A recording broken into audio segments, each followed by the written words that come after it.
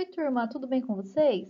Então, como a gente já viu na última aula como a pele é formada, na aula de hoje a gente vai falar sobre envelhecimento cutâneo. Então, é uma das patologias da nossa pele. Nessa aula eu só vou falar sobre envelhecimento, vai ser uma aula breve, e daí na próxima aula eu vou falar como prevenir esse envelhecimento cutâneo. O envelhecimento é algo comum em todo organismo multicelular. Alguns seres vivos vão viver mais, outros seres vivos vão viver menos. Então, todo organismo multicelular ele vai apresentar um determinado tempo de vida, uma estimativa de vida. O envelhecimento ocorre por causa de alterações moleculares e celulares que acabam ocasionando perda das funções progressivas dos órgãos. E por causa dessa perda da função do órgão, a gente acaba perdendo a função do organismo como um todo, tá? É comum o envelhecimento ser mais perceptível no final da vida reprodutiva, principalmente em mulheres por causa da modificação da taxa hormonal. Porém, em sistemas como o sistema respiratório e no tecido muscular, a gente já consegue observar o decair do funcionamento, digamos assim, a partir dos 30 anos. Eu coloquei aqui como curiosidade a estimativa de vida de cada espécie. É claro que aqui não é uma média, tá? É mais ou menos quanto um ser humano pode chegar a viver. Até 122 anos. Então, o homem que chegou na idade mais avançada chegou a essa idade, 122 anos. Nós temos o cavalo, que chega em volta de 62 anos, gorila, 39, cachorro, 34, mas lembrem lá que tem a multiplicação por 7 da idade. Tô brincando. Tem o gato também que chega a 28 anos e o camundongo ele vive em torno de 3,5 anos. Então, voltando a falar sobre envelhecimento e agora dando ênfase para o envelhecimento cutâneo, quando a gente começa a envelhecer, temos algumas modificações na nossa pele. Primeiro, uma das principais modificações é a diminuição da elasticidade. Então, o que dá elasticidade para nós? As fibras elásticas. Então, a gente já vai ter modificação aí na composição da nossa pele. Então, tem uma diminuição da elasticidade. Vocês já viram falar que também que com o tempo, devem ter visto isso em fisiologia, o nosso organismo ele começa a ter menos água dentro. Quando a gente é criança, a gente tem em torno de 80% do, né, quando a gente é bebê, 80% do nosso corpo é formado de água. Na vida adulta, chega a 60% em média. Então, nós, né, que estamos aqui conversando, eu e você, a gente tem mais ou menos 60% de água. Quando a pessoa começa a envelhecer, ela vai perdendo água, vai diminuindo a quantidade de água dentro do organismo. Uma porque tem uma diminuição na quantidade de gordura também, tem uma diminuição de muitas coisas. E o organismo não consegue mais manter tanta água dentro do organismo, dentro, né, do nosso corpo. E isso faz com que a gente retenha menos água. Então, tem uma diminuição na retenção de água. E lembram quando eu falei para vocês na aula passada a importância da água na hidratação da nossa pele.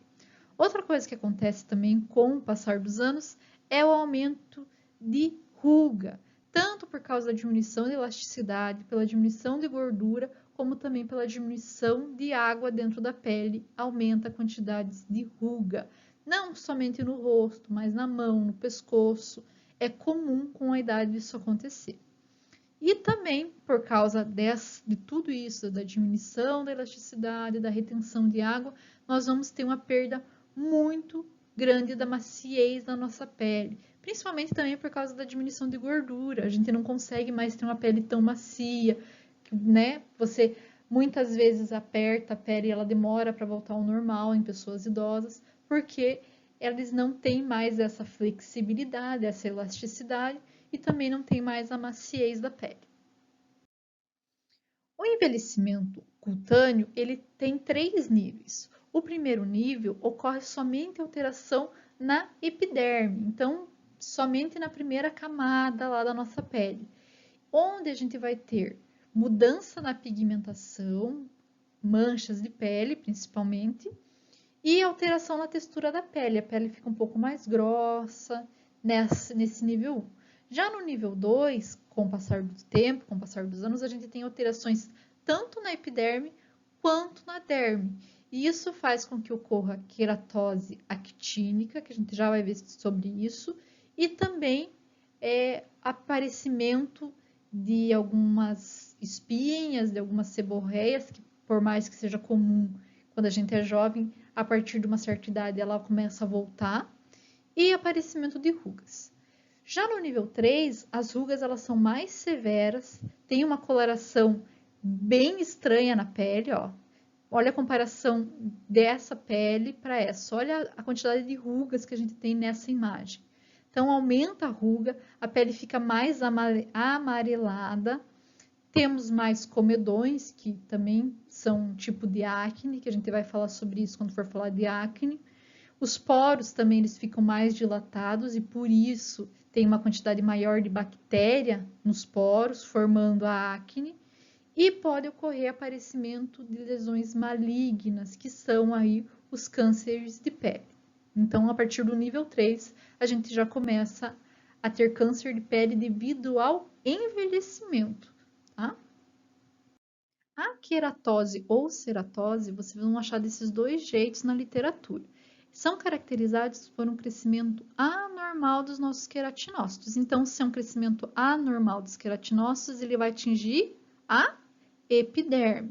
Isso ocorre devido à radiação UV. Então, a radiação UV, ela faz modificações celulares aí nos meus queratinócitos e eles acabam se produzindo anormalmente, eles acabam fazendo divisão, mitose anormalmente, tá? E isso faz com que nós tenhamos modificações na coloração da pele e também na espessura da pele. Quando eu falo de queratose actínica, ela ocorre mais em pessoas ruivas ou pessoas de pele clara, tá? E são mais alteração de coloração, apesar da pele também ficar um pouco mais espessa. Já na queratose seborreica, nós temos aí a formação de manchas bem irregulares. É muito fator genético isso aqui. A maioria das pessoas que tem casos na família. E acontece tanto no rosto quanto também no pescoço, tá? Tanto uma quanto a outra, elas são aí predisposição para ter câncer de pele. Na ceratose actínica, para vocês terem uma ideia, segundo a Sociedade Brasileira de Dermatologia, 10% das pessoas que têm câncer de pele se originou aí de uma queratose actínica. Nós temos outras alterações importantes aí no envelhecimento cutâneo. Diminuição da produção de sebo pelas glândulas sebáceas e apesar de a gente achar que é uma grande coisa diminuir a oleosidade da pele, não. A pele saudável, ela precisa produzir oleosidade. Inclusive, já vou adiantando para vocês que as peles oleosas são mais saudáveis que as peles não oleosas, porque as peles ressecadas, elas têm falta de água, falta de hidratação, e isso vai fazer com que a pele, ela tenha o surgimento de rugas mais cedo que uma pele oleosa, tá? Então, a perca dessa oleosidade da pele traz muito malefício. Claro que uma oleosidade excessiva é ruim para a pessoa, né? É ruim, mas para a pele, a perda da oleosidade, o ressecamento da nossa pele causa tanto ruga quanto fissuras na pele, tá? Outra coisa que acontece no envelhecimento cutâneo é a redução na produção de suor. E o suor, a gente vai falar sobre o suor daqui a algumas aulas, mas o suor ele ajuda também a manter a umidade na nossa pele, também a manter a temperatura, que é muito importante, e isso, a diminuição nessa produção de suor, também prejudica a nossa pele. Outra coisa que acontece muito é modificação nos nossos vasos sanguíneos, onde com o envelhecimento os nossos vasos eles vão ficando aí mais espessos. E se aumenta a espessura do vaso, o que acontece? Vão se tornar menos permeáveis e vai diminuir a quantidade de nutriente, de oxigênio e também de água nessa região. Então, todos esses problemas, tanto a diminuição de sebo, quanto a redução de produção de suor e o aumento da espessura dos meus vasos sanguíneos, vão ressecar a minha pele e vão trazer diversos malefícios, principalmente a falta de hidratação no nosso tecido cutâneo. Existem dois tipos principais de envelhecimento. O envelhecimento intrínseco, quando ocorre pela idade, que é normal, né? Um envelhecimento normal do ser vivo. E o envelhecimento extrínseco. O envelhecimento extrínseco é causado por alterações do ambiente, extrínseco, então alterações externas. A gente vai falar primeiro do envelhecimento intrínseco, que é a teoria dos telômeros. O telômero é um trecho do nosso DNA que vai estar situado no finalzinho do nosso cromossomo e ele tem a função de não deixar que o meu DNA sofra alterações durante a reprodução celular. Então, ele vai ser como se desse estabilidade ao meu cromossomo ao longo da vida, para não ter alteração no DNA. Só que, por causa das multiplicações celulares, a gente vai perdendo um pedaço do telômero. Então, toda vez que nossa célula se multiplica, a gente perde um pedacinho do telômero.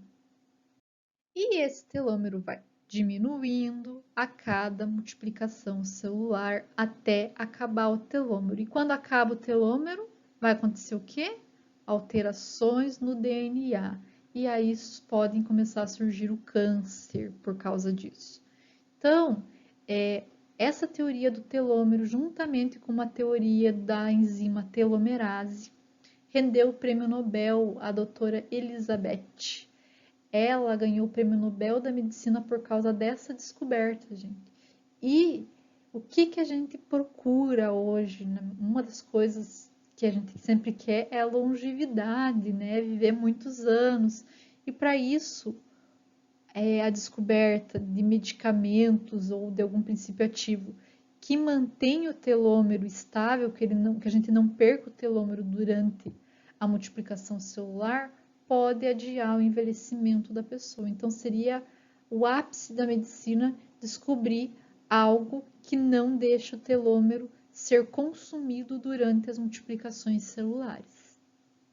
Outra causa de envelhecimento, como eu falei para vocês, são os fatores extrínsecos, onde o meio ambiente vai trazer alterações ao nosso organismo. Essas alterações são alterações conhecidas como teoria do estresse oxidativo. E o estresse oxidativo, ele ocorre devido à formação de radicais livres. Os radicais livres, como vocês já sabem, já ouviram falar dele, são moléculas instáveis que perderam um elétron durante a sua interação com moléculas ao seu redor e eles querem estar estáveis novamente. Então, eles ficam, esses radicais livres, tentando se estabilizar. O nosso organismo, por si só, ele tira esses radicais livres e elimina. Ele tem um princípio de eliminação. Porém, quando a gente tem uma alta de radicais livres, o nosso organismo não tem mais esse equilíbrio, ele não consegue mais remover esses radicais livres e acaba ocasionando, então, o estresse oxidativo. Então, o nosso organismo vai estar com grande quantidade de radical livre e ele não consegue retirar esses radicais livres.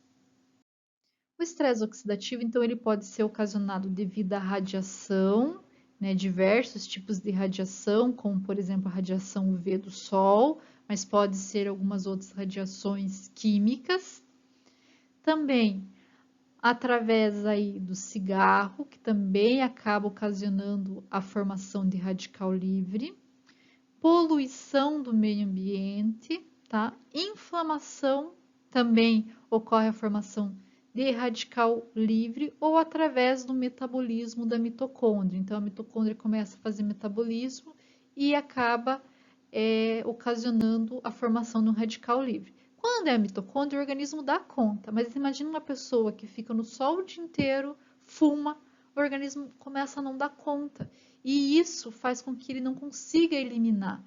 E acaba, devido à presença de radical livre, interagir lá com o nosso DNA. E essa interação com o DNA na nossa pele causa o envelhecimento da pele ou até mesmo o aparecimento de câncer. A nível cutâneo, a gente sabe que esse estresse oxidativo eles são irreversíveis. É claro que a gente consegue, através dos cosméticos, reverter um pouco essas alterações, mas o nosso organismo sozinho ele não reverte e isso acaba ocasionando aí o envelhecimento prematuro. E temos aparecimento aí de sulcos na próxima boca, manchas como, por exemplo, a nossa queratose, secura na pele e a pele começa a rachar porque está perdendo água para o ambiente e a formação de rugas. Então, esses são alguns, né? Existem diversas outras alterações cutâneas, mas essas são algumas alterações cutâneas que a gente vai observar no estresse oxidativo. Um dos motivos aí do estresse oxidativo é a exposição excessiva ao sol. Então, essa exposição excessiva ao sol vai causar aí o nosso fotoenvelhecimento, que a gente vai falar agora. O fotoenvelhecimento ele é ocasionado principalmente devido à radiação UV. Então, dependendo do comprimento de onda dessa radiação, ele consegue penetrar mais ou menos a minha pele. Por exemplo, o UVC, que vai de 100 a 290 nanômetros, não consegue penetrar a pele, então ele não acaba não ocasionando dano nenhum à pele.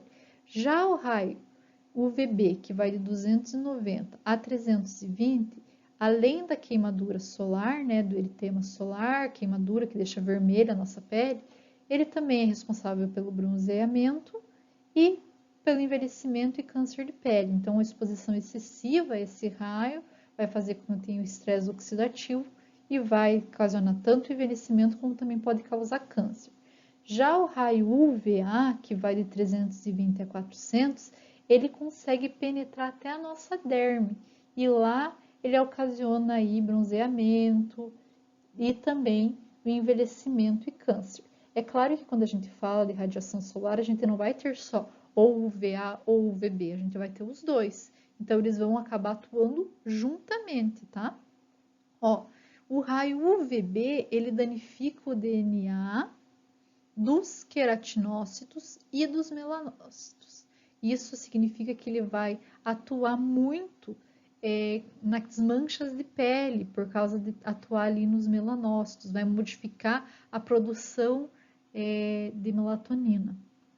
Já os raios UVA, eles são mais abundantes, de 10 a 100 vezes mais abundantes na radiação solar. Os raios infravermelhos, que estão acima de 800, eles vão atuar mais na sensação de calor, então eles conseguem penetrar a pele até a nossa hipoderme e lá eles vão atuar nos nossos receptores termorreguladores. Tanto o UVA quanto o UVB, eles vão estimular a produção de radical livre. Não se sabe ainda qual que estimula mais o aparecimento dessas moléculas, mas os dois estimulam. Quando eles estão juntos, como eu falei para vocês, o que é muito comum, eles vão ocasionar muito mais dano à pele do que se eles estivessem atuando isoladamente. E a sua associação, né, principalmente quando a gente sai ao sol aí para nos bronzear, essa associação faz com que tenha o aparecimento de melanoma. E esses melanomas geralmente são cânceres bem raros, né? A raridade agora até é um pouco relativa, mas são câncer muito agressivo. Ou seja, a pessoa que acaba se expondo por muito tempo ao sol há muitos anos, acabam tendo cânceres bem mais agressivos, principalmente por causa da presença de UVA e UVB junto. O envelhecimento cutâneo ele vai ter diferenças nítidas entre o envelhecimento intrínseco, que é o natural, e o através de estresse oxidativo. Quando a gente compara o envelhecimento intrínseco com o de fotoenvelhecimento, a gente vai ver essas diferenças. Por exemplo, as rugas. No envelhecimento intrínseco, elas são mais finas e mais superficiais. Já no fotoenvelhecimento, elas vão ser bem mais profundas. Em relação à camada córnea, não vai ter alteração na camada. Já no fotoenvelhecimento, essas camadas vão ficar mais finas, então a gente vai ter uma quantidade menor de corneócito na camada córnea. Em relação às células displásicas, que são as células imaturas da nossa pele, pouca célula vai ter no envelhecimento intrínseco. Isso faz com que a produção celular não seja muito alterada. Já no fotoenvelhecimento, a gente vai ter grande quantidade de células displásicas. Em relação às fibras de colágeno, não vai ter alteração, nem tamanho, nem organização no envelhecimento intrínseco. Já no fotoenvelhecimento, ela vai ter uma grande alteração no tamanho, na organização, e isso faz com que a nossa pele não fique tão firme como ela era antes. Lembrem lá que as fibras de colágeno vão dar firmeza para essa pele. Em relação às fibras elásticas, elas conseguem se reorganizar no envelhecimento intrínseco. Já no fotoenvelhecimento, além delas não conseguirem se organizar, vai ter uma baixa produção dessas fibras elásticas e vai ter uma alta degeneração. Então, a gente vai perder muita quantidade de fibras elásticas. Isso não vai tirar aquela elasticidade da pele. Lembra que eu falei para vocês, acho que no slide anterior, que quando a gente aperta a pele de uma pessoa jovem, ela volta mais rápido para o estado natural, né? Tem uma facilidade aí para apertar e voltar. Quando você aperta a pele de uma pessoa mais idosa, a hora que você aperta, ela demora muito para voltar ao estado natural. Principalmente quando a gente fala de mão, pescoço e rosto. Por quê? Porque é aí onde a gente mais tem contato com o sol e vai ter o maior fotoenvelhecimento dessas áreas. Outras coisas que vão mudar é os melanócitos, onde no envelhecimento intrínseco eu vou ter a mesma quantidade, já no fotoenvelhecimento eu vou ter uma menor quantidade de melanócitos e, consequentemente, uma menor quantidade de melanina em algumas regiões. Isso vai fazer com que a pele fique branca em algumas regiões, e em outras regiões ela bronzeie. Isso é bem característico desse envelhecimento oxidativo. As glândulas sebáceas, no envelhecimento intrínseco, elas vão estar no menor número, tá? Vai ter um menor número, porém, no fotoenvelhecimento, o número é menor ainda, e isso vai fazer com que a pele fique mais seca do que se fosse um envelhecimento normal. Em relação à junção dermoepidérmica, lembra lá onde a pele, a parte dérmica, né, a parte dérmica se junta com a epidérmica, lá que ela, lembra que eu mostrei para vocês lá da junção na semana passada? Quando a gente tem envelhecimento intrínseco, tem um leve achatamento, então vai ter uma diferença ali naquela junção. Já no fotoenvelhecimento, vai ter um achatamento extremamente considerado. Então, já vamos ter aí dificuldade de nutrir a nossa epiderme. Então, é uma coisa bem característica também do fotoenvelhecimento. Temos algumas alterações benignas, né, no envelhecimento intrínseco, como a ceratose seborreica, que é uma característica genética. Já no fotoenvelhecimento, a gente tem tanto a ceratose seborreica quanto a actínica, tá? E alterações malignas. Apesar da nossa célula estar multiplicando o tempo todo e com terminação dos telômeros pode vir a ocasionar uma modificação aí no meu DNA, não se tem tanto câncer com o envelhecimento intrínseco. Já no fotoenvelhecimento, os carcinomas são comuns, principalmente em pessoas que têm peles claras, pessoas ruivas, tá? Aqui eu coloquei duas imagens. Uma senhora de 70 anos, 79 anos, com envelhecimento intrínseco. Vocês veem que não tem tanta modificação na coloração da pele e as rugas, elas são mais superficiais, mas também uma pessoa de 80 anos é bem comum. Já no envelhecimento por fotoenvelhecimento, né, a gente vai ter as rugas mais profundas nessa região, alteração na coloração da pele também. Vocês conseguem ver a alteração da cor da pele?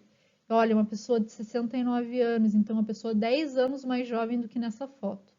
Então, tem diferenças consideráveis entre o envelhecimento intrínseco e o extrínseco. Outro fator extrínseco muito comum que causa estresse oxidativo é o tabagismo. Vocês vão ver que pessoas que fumam, elas vão ter uma quantidade muito grande de linhas de expressão em todo o rosto, principalmente ao redor dos lábios, na bochecha, ao redor dos olhos, é bem comum. O estresse oxidativo é tão grande, né, em algumas pessoas que ocorre pessoas que utilizam cigarro, que atrofia algumas regiões da pele, muda a coloração, deixa a pele acinzentada. Também tem muita modificação na área da bochecha, que dá um aprofundamento das bochechas, por isso que você vai ver essas linhas de expressão tão profundas nessa região. Obrigada pela atenção de vocês. Na próxima aula a gente vai falar aí de como prevenir o fotoenvelhecimento, que é uma das principais causas de câncer de pele, por exemplo, e como tratar também esse fotoenvelhecimento. Porque como eu falei para vocês, esse estresse tanto do fotoenvelhecimento quanto do tabagismo, o nosso organismo não consegue se recuperar. A gente precisa de um tratamento cosmético. Então, na próxima aula, a gente vai falar como prevenir e como tratar os estresses oxidativos. Tá bom? Tenha um bom final de semana e até semana que vem.